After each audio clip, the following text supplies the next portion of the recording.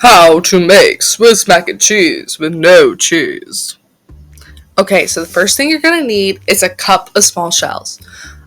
You could use really kind of any pasta. I prefer small shells. I just kind of like the texture of it. Spaghetti or linguine or something like that would probably not work. But yeah, just use a cup. You can use macaroni noodles. I don't really like macaroni noodles, but you can use those. Perfect. Okay, now next, little salt and pepper to taste. Then I use a small yellow onion. Red would not work for this recipe. Then a third cup of panko breadcrumbs, and then a fourth a cup of applesauce. Okay, so next you want to get started on boiling your water. I try to fill it up a little bit more than halfway. Seems like this time I really didn't, but you can kind of try to guess. That's about how big my pot is for reference. And next I'm going to try to start this, but I'm just going to fail. So let's make this awkward and listen to it in silence. There she goes. Okay, and then just come back when your water's boiling. So the first thing you want to do when chopping an onion is chop off the sides. Boom. And then create like a small little divot on the side of an onion. What? Boom. And then you can peel back that like brown papery layer. Plus, I like to do the first layer of the onion just because I find it a little rubbery. It can sometimes be green for some reason. I don't know. It kind of freaks me out. It's also a little tough. I don't know. It's hard to explain, but the first layer of onion is never the good layer.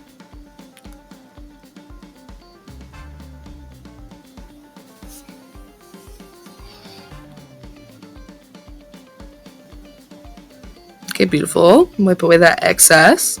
Then, okay, what really annoys me is that I missed that one part. Oh, there she goes. Okay, take her over there. And then you see where the divot is. Try to chop it in half where you already started the incision. Beautiful. And then I have the onion, though of course it is not halved at all. It's grossly unsymmetrical. And then you just kind of start chopping downwards. And then any uneven pieces you have, chop it. And then if the onions like stick together, I try to like separate them. That's why I'm like crumpling the onion. Then just kind of do a rough chop once you're done with that.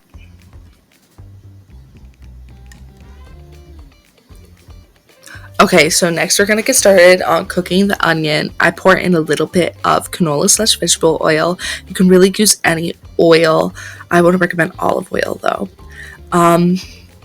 But yeah, it's oil. I kind of just measure it, how much you think you're going to need to cook an onion. You could probably use Pam. I just hate waiting, so I don't use Pam. But pouring your onions and then salt and pepper it to taste.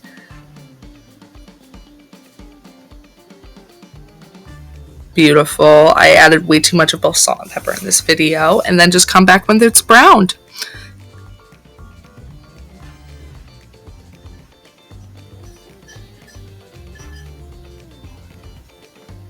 Gorgeous. Okay, so there she is. She's all cutesy and browned, and I just take her and I put her in a clear bowl. It doesn't have to be clear, obviously, but for the aesthetic purposes of this video, it did have to be clear.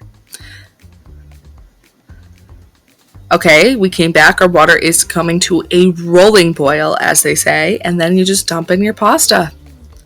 I like to cook my pasta till it's a bit al dente. You can cook it to whatever texture you prefer, and just come back when it's all boiled. Let her sit. Okay, so kind of the same process for the breadcrumbs. You pour in, eyeball a little bit of oil. Then I pour in my fourth a cup, but generally ends up being more like a third a cup of breadcrumbs because I like the crunch the best out of everything. And then you add your salt and pepper. And because I did it one-handed again, it was way too much salt and way too much pepper. But I really like peppery food, so whatever.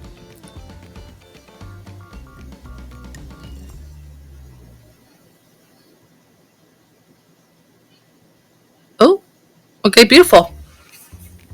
Next, you pour, when your pasta is cooked, you strain her out. I do love the look of steam when you strain out your pasta.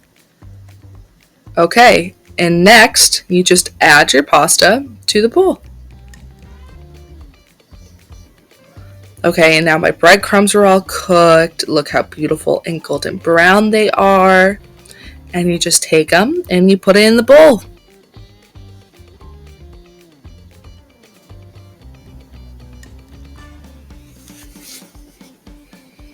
Okay, and then you pour in your applesauce.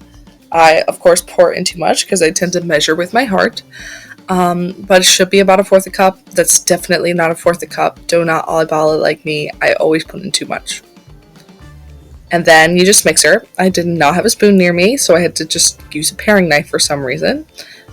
And enjoy! It should be delicious.